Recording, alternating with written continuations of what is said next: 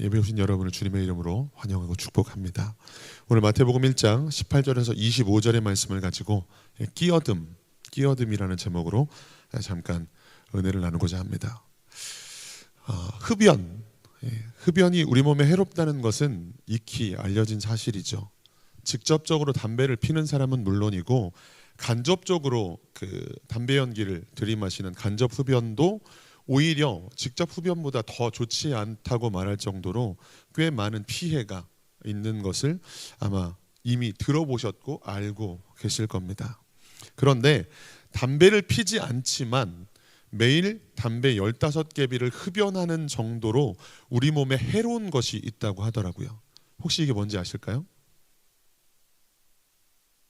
매일 담배 15개비를 흡연하는 정도로 우리 몸에 해로운 것, 이것과 관련한 의료비 등 사회적 비용으로 매년 3조 7천억이 사용된다라고 하는 보고서도 있습니다. 이것이 도대체 뭘까요? 그만큼 우리 몸에 해로운 것, 그것은 바로 외로움입니다. 외로움이 매일 담배 15개비를 흡연하는 정도로 우리 몸에 해롭다는 결과가 나왔고요.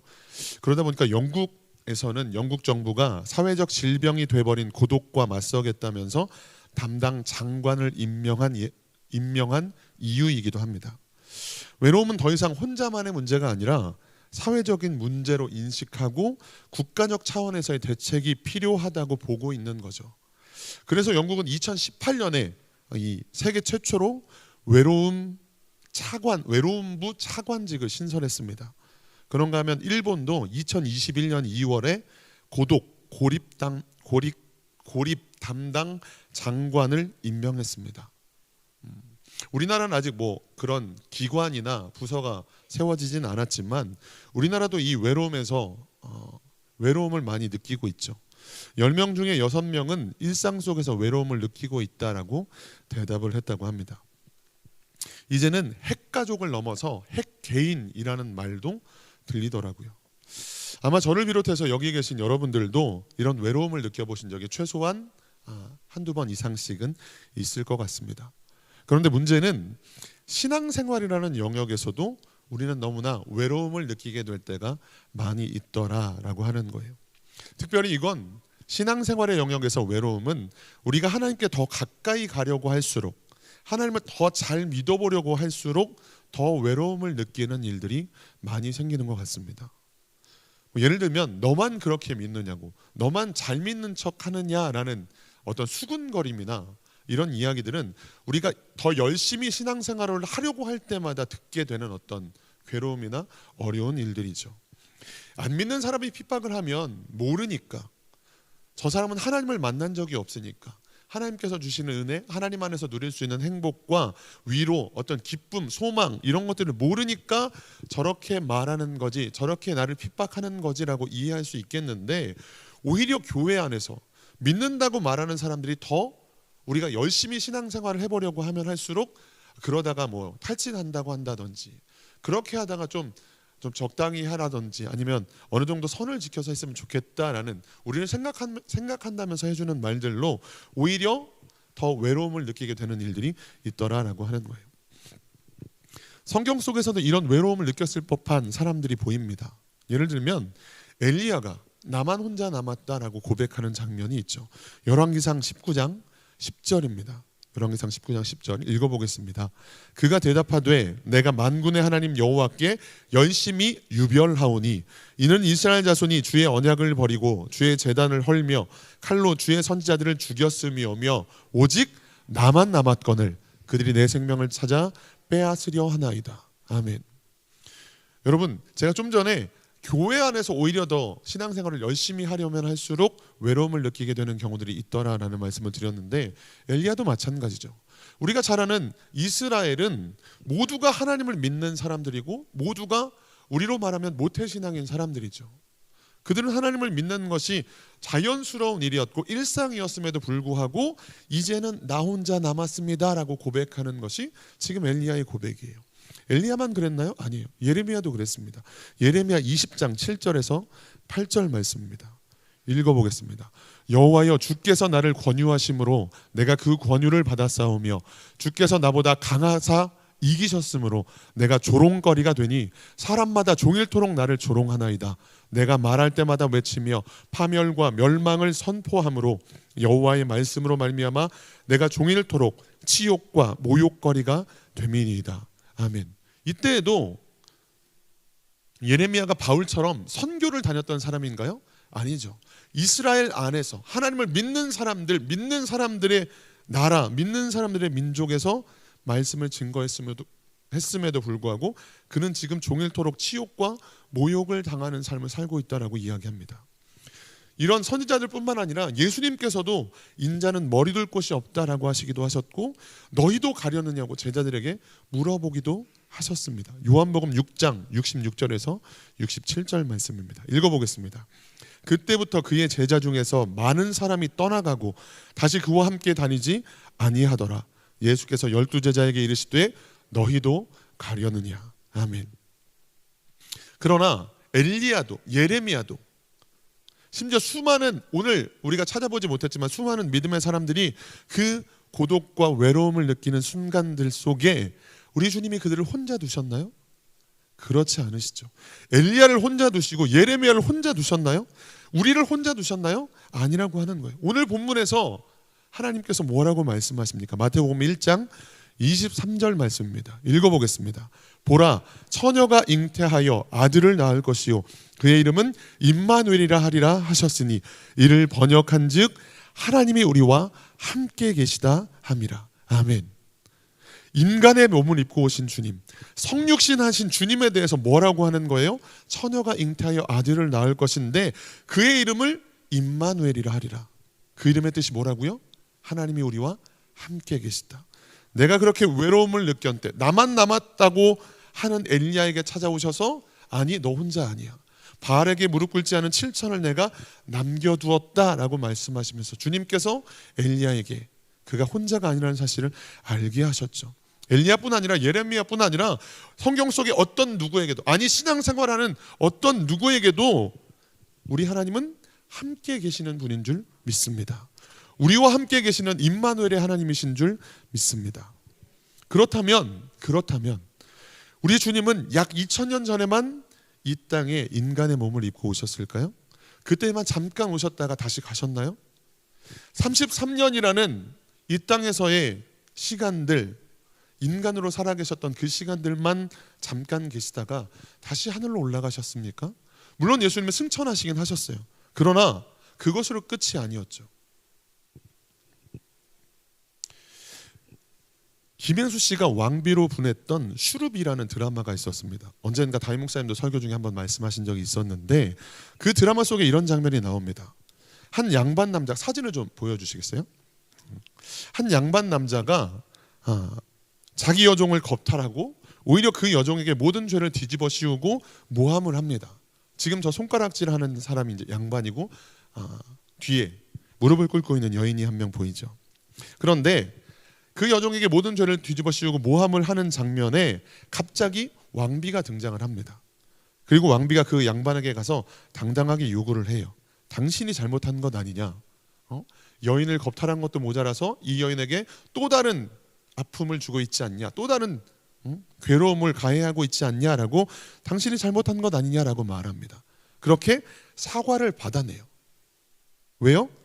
이 여인이 왕비라는 사실을 양반이 알았거든요. 그래서 왕비 앞에 넙죽 엎드립니다. 계속해서 사진을 좀 보여주세요. 네, 왕비 앞에 엎드리는데 이 중전마마인 김혜수 씨가 사과할 대상이 잘못됐다고 말하면서 내가 아니라 이 여인에게 사과하라고 하는 거예요. 그래서 바로 그 자신의 여종에게 무릎을 꿇고 바닥에 엎드려서 용서를 구합니다. 그런데 이때 이 여종이 중전마마에게 하는 말이 있습니다. 중전마마에게 하는 말. 중전마마 충분히 위로가 되었으니 이제 그만하시길 간청드립니다. 마마께서 떠나시면 2년의 삶은 더 가혹해질지도 모릅니다 라고 말하는 거예요. 이 말이 이해가 되세요? 지금 이 여인은 양반에게 겁탈을 당했고 그 결과로 아이를 갖게 됐어요. 그런데 이제 그걸 양반이 이 여인에게 뒤집어 씌우면서 어디 음란한 여인이 양반을 나를 꼬셔가지고 팔자 한번 고쳐보겠다고 막 이런 식으로 음해하고 모함을 하는 겁니다. 그런데 우연찮게, 모르겠어요, 이 드라마를 저도 제대로 못 봤기 때문에 모르겠지만 우연찮게 마침 중전마마가 지나갔고 그 여인이 어려움 당하는 것을 그냥 지나칠 수 없어서 끼어들어서 네가 당신이 잘못한 것 아니냐라고 사과를 받아내는 장면이었어요. 누가 봤으면 참 기적적인 순간이고 요즘 말로 표현하면 사이다 장면이죠. 속이 시원한 그런 장면인데 갑자기 이 여종이 오히려 중전마마에게 간청하는 거예요. 충분히 위로가 되었으니 마마께서 그만하셨으면 좋겠습니다. 그만하시길 간청드립니다. 마마께서 떠나시면 인연의 삶이 오히려 더 가혹해질지도 모릅니다 라고 얘기하는 거예요. 왜요? 지금 이 중전마마가 떠나고 나면 양반이 가만히 있을까요? 자신이 이 수많은 사람들 앞에서 죄송합니다, 쌍놈들 앞에서 자기가 수치를 당하고 모욕을 당한 이것들을 가만히 넘어갈 일이 없잖아요. 분명 내가 너 때문에 이런 수치를 당했고 내가 너 때문에 이런 모욕을 당해서 너를 가만 놔두지 않겠다라고 보복을 하고도 남았을 거다라고 하는 거예요. 그런데 이 여인의 말을 들은 중전마마가 여종에게 이렇게 이야기합니다. 내 이미 너의 인생에 끼어들었다. 내 이미 너의 인생에 끼어들었다라고 이야기를 하는 거예요. 그러면서 이 여인을 안아줍니다. 이 뒤에 얘기가 궁금했는데 드라마를 보진 않고 댓글을 막 살펴봤어요. 이 뒤에 얘기가 어떻게 됐나. 그랬더니 중전이 자기를 섬기는 그 궁궐 안의 여인으로 이 여인을 데리고 왔다고 하더라고요. 여러분, 만약에 중전마마가 잠깐 나타나서 양반이 자기 앞에 엎드려서 용서를 구하게 된 장면으로 끝났다면, 만약 드라마의 이야기가 거기서 끝나고 다른 장면으로 넘어갔다면 이 여인의 삶은 정말 오히려 더 가혹한 인생이 되었을 가능성이 높았을 거예요. 그러나 중전마마가 끝까지 오히려 그 여인의 간청을 듣고 내가 이미 너의 인생에 끼어들었다라고 말하면서 그녀의 인생을 완전히 바꿔버리는, 그녀와 계속해서 함께하는 일들로 말미암아 그녀에게 특별한 은혜와 계속된 은혜가 있었다라고 하는 거예요. 그 능력자가 저 드라마상에서 전능한 엄청난 힘을 가진 존재가 잠깐 그 한순간 끼어들었다면 양반이 엎드리는 것으로 잠깐 좋았다가 오히려 더 비참한 삶으로 전락했을 텐데, 그녀가 계속해서 자신의 어떤 능력과 전능함만 보이고 떠나버리는 것이 아니라 그녀의 인생에 개입하고 그녀의 인생을 바꿔버린 탓에 그녀의 삶이 완전히 뒤바뀌는 일들을 보게 되었다라고 하는 거예요. 저 드라마 속에서 저 중전마마가 하나님처럼 보이고 저 여인이 우리들의 모습처럼 보이더라고요.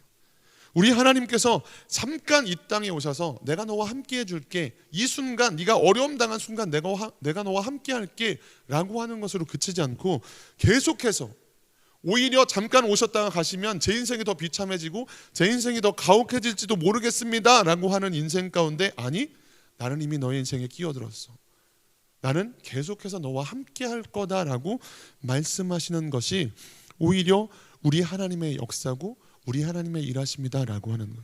그래서 우리가 좀 전에 살펴봤던 말씀, 마태복음 1장 23절 말씀 다시 한번 읽어볼게요. 마태복음 1장 23절 읽어보겠습니다. 보라, 처녀가 잉태하여 아들을 낳을 것이요 그의 이름은 임마누엘이라 하리라 하셨으니 이를 번역한즉 하나님이 우리와 함께 계시다 함이라. 아멘. 그런데 지금 이게 마태복음 1장이잖아요. 하나님이 우리와 함께 계신다고 마태복음 1장에서 말씀하셨는데, 마태복음의 마지막 장 마태복음 28장 20절에서는 뭐라고 말씀하시느냐, 다시 한번 읽어보겠습니다. 내가 너희에게 분부한 모든 것을 가르쳐 지키게 하라. 볼지어다 내가 세상 끝날까지 너희와 항상 함께 있으리라 하시니라. 아멘. 창조주가 당신이 창조하신 세계 속으로, 당신이 창조한 시간 속으로 들어오셔서 일하시는 거예요. 잠깐, 우리 인생의 가장 힘든 시간에 잠깐 들어오셨다 가시는 게 아니라, 그 순간에 잠깐 기적적인 능력을 행하시고 가는 것이 아니라 2000년 전에 이 땅에 잠깐 오셨다가 33년 머무시고 가시는 것으로 끝난 게 아니라, 가시면서도 보혜사를 보내시겠다고 약속하셨고, 그 주님이 승천하시면서도 오늘 하시는 말씀이 뭐예요? 내가 세상 끝날까지 너희와 항상 함께 하겠다라고 말씀하시는 거예요. 정말 놀랍지 않습니까? 하나님께서 저와 여러분들의 인생에, 우리들의 인생에 잠깐 끼어드시는 정도가 아니라 계속해서 우리의 삶에 개입하시고 간섭하시고 당신의 뜻대로 우리를 이끄시고 인도하고 계신다는 사실을 믿으실 수 있기를 주님의 이름으로 축복합니다. 그렇다면 전능하신 하나님께서, 전능하신 우리 주님께서 우리 인생에 개입하셔서 하시는 일이 도대체 뭘까요?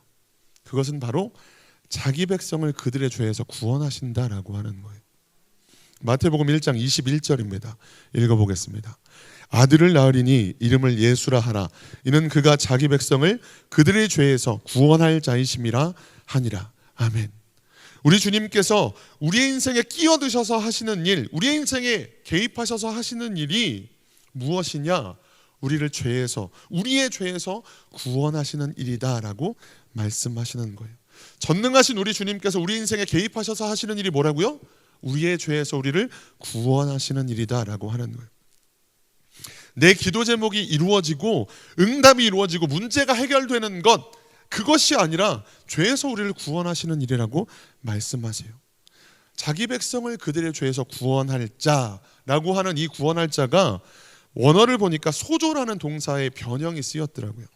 근데 이것이 위험이나 멸망, 상해 또는 죽음으로부터 구해내는 것을 의미하는 단어입니다. 그런데 오늘 본문에서는 이 모든 부정적인 것들의 원인이 되는 죄로부터의 구원을 의미하는 단어로 쓰였더라고요.